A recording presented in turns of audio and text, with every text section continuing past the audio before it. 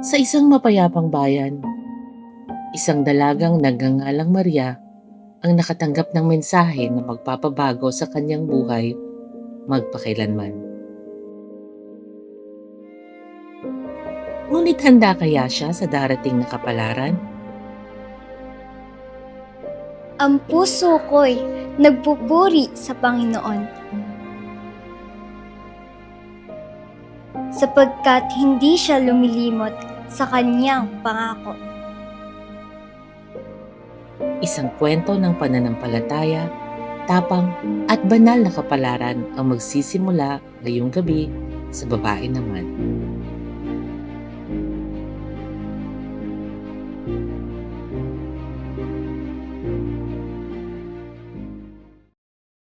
Sa gabing ito, uumpisahan nating talakayin ang mga babae naman sa Bagong Tipan. Itatampok natin ngayong gabi ang unang babaeng may mahalagang ginampanan sa buhay ni Jesus. Sa pagbuklat pa lamang natin ng unang aklat ng Bagong Tipan, masusumpungan natin si Maria, ina ni Jesus sa Ebanghelyo ni Mateo. Pinahayag sa Ebanghelyo ni Mateo, unang kabanata, talatang 18. Ganito ang pangyayari sa pagkapanganak kay Hesus Kristo.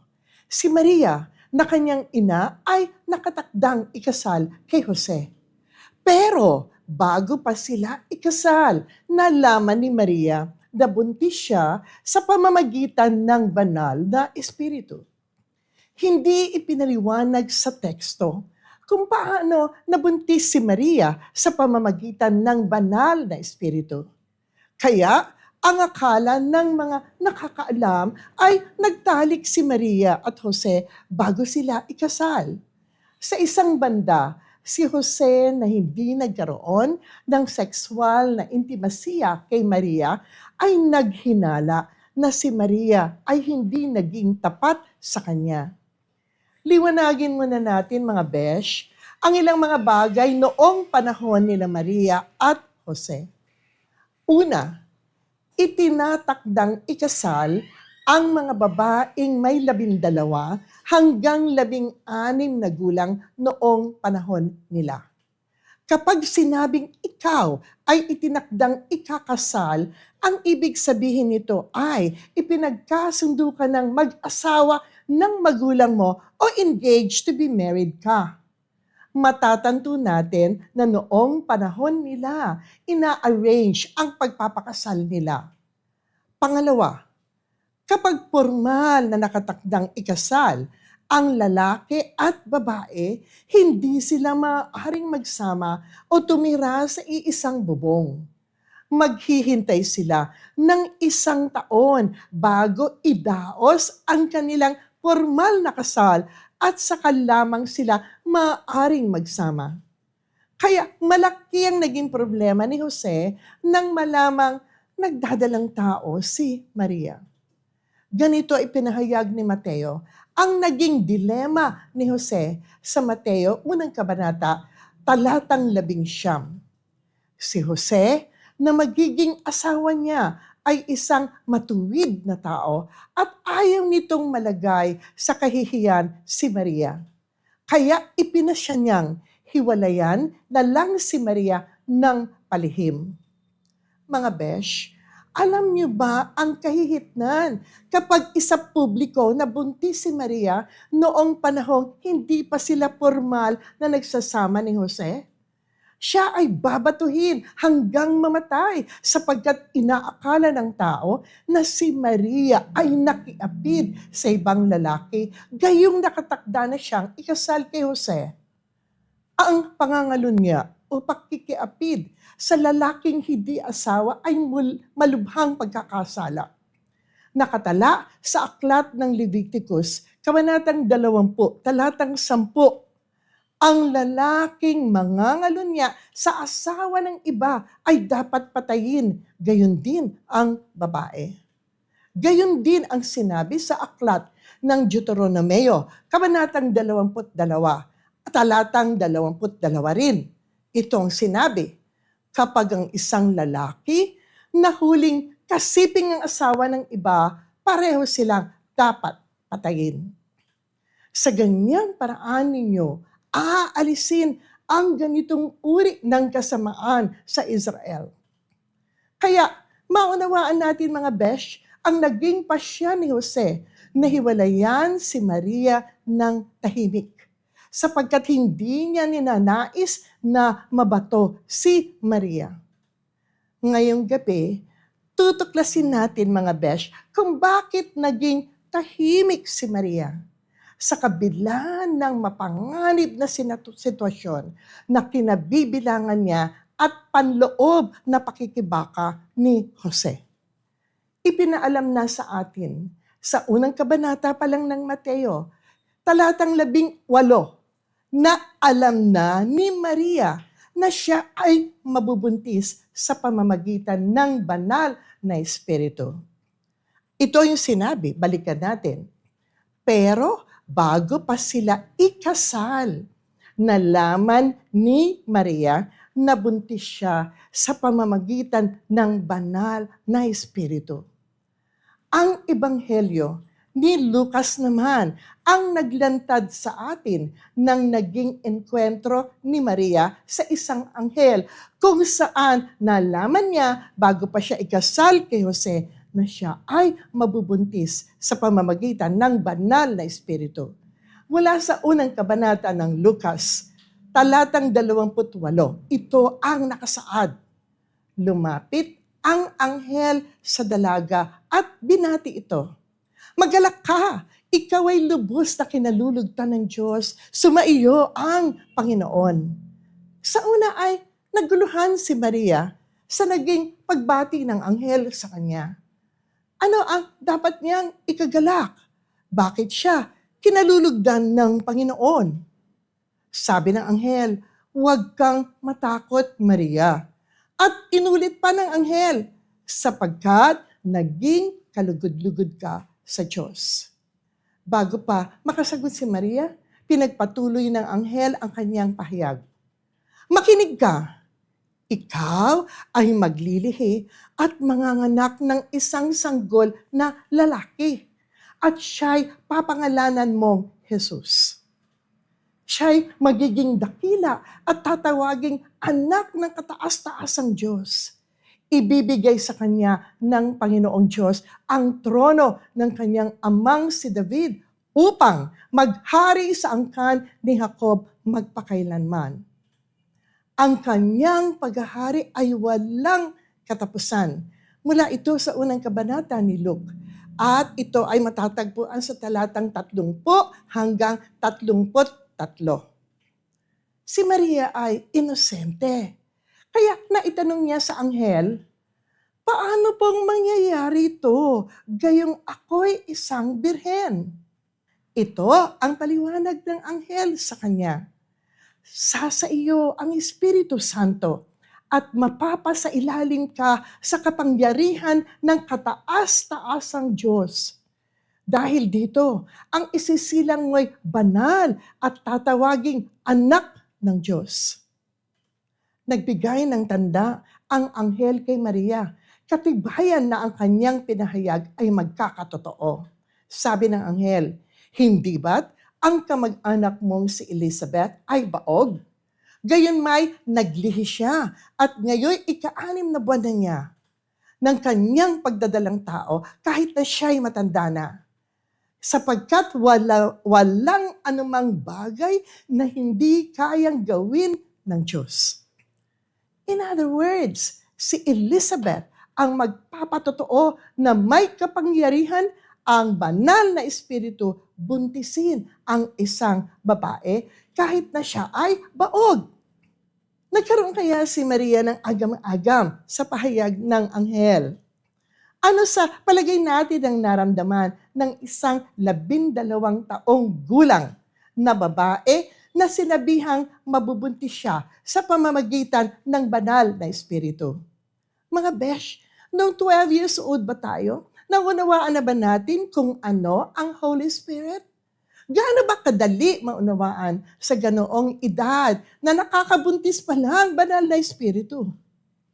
Pinaalam sa atin Sa unang kabanata ng Lucas, talatang 38, ang kasagutan ni Maria. Ako'y alipin ng Panginoon.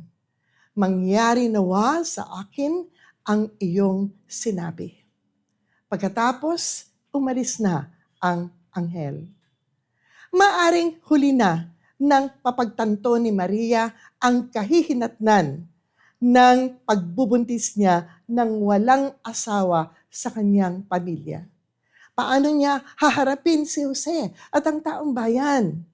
Walang binanggit sa Biblia kung paano hinarap ni Maria ang kanyang mga personal o panloob na pakikibaka. Kung nagkaroon ng agam-agam si Maria sa kanyang kalagayan, hindi ito nagtagal.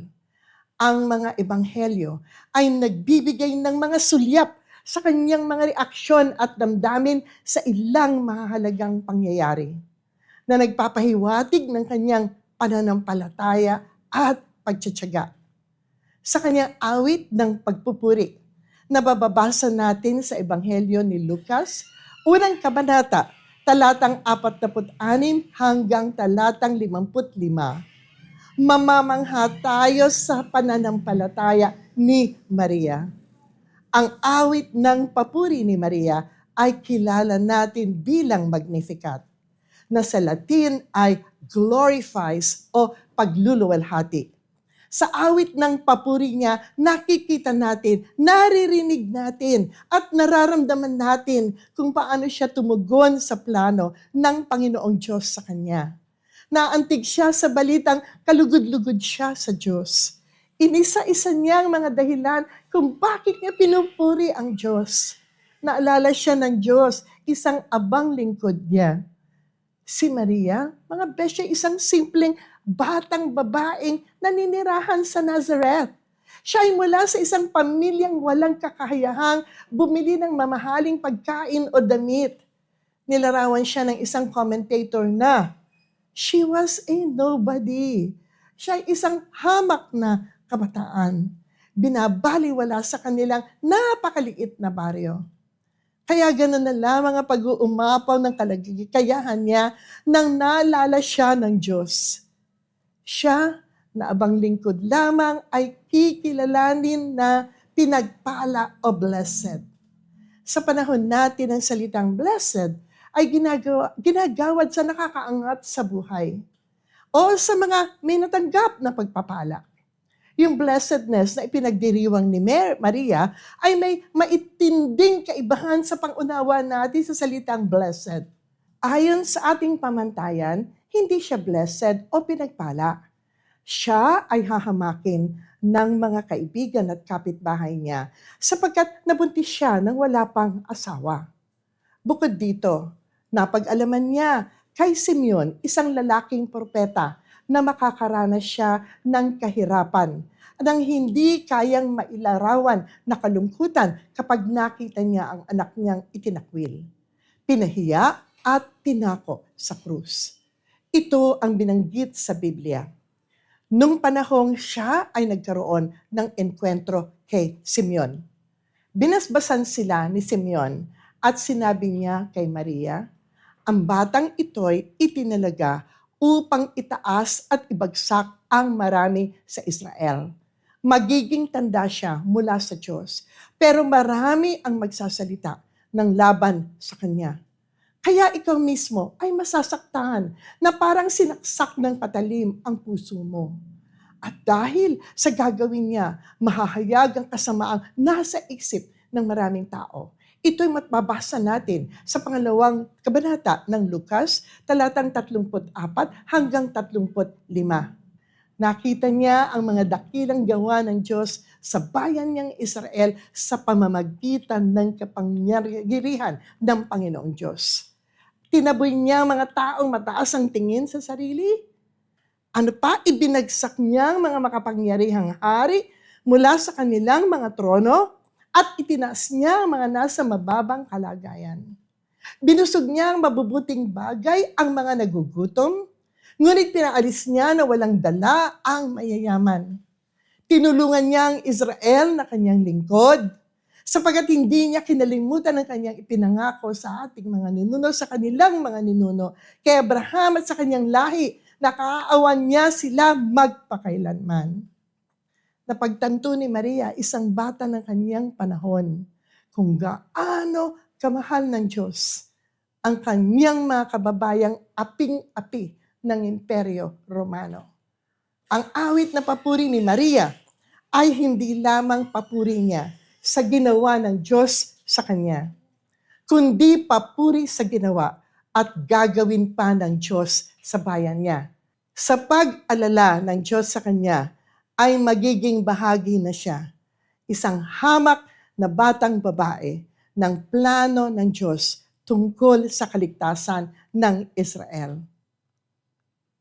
Dito nagtatapos ang ating kauna-unahang babae naman episode sa Bagong Tipan sa pamamagitan ng katauhan ni Maria. Mga besh, tayong lahat ay manalangin. Dakilang Panginoong Diyos, inaalay namin sa iyo ang mga babaeng katulad ni Maria, mga batang babaeng hinahamak, inaalipusta at binabaliwala ng lipunan. Alam namin, Panginoon, na itinatangi mo ang mga tao, mga babaeng tulad ni Maria. Maraming salamat, Panginoon, sa kaaliwang dulot sa amin ng kwento ng buhay ni Maria, sapagkat hindi ka tumitingin sa kung ano ang edad ng isang tao, kung ano ang kanyang kasarian, kundi tinitignan mo ang busilak ng puso ng iyong mga hinihirang.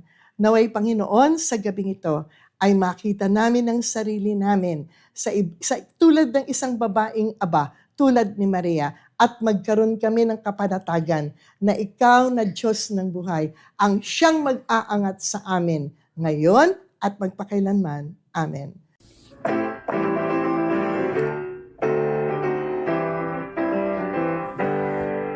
We are women, our voice matters, we will speak, sing and shout, Jesus calls, all of us, and we answer His call.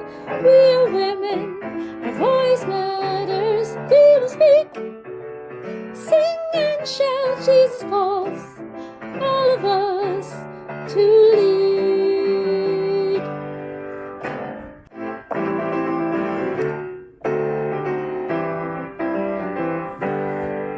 We are women, our voice matters, we will speak, sing and shout, Jesus calls, all of us, and we answer His call. We are women, our voice matters, we will speak, sing and shout, Jesus calls, all of us to lead.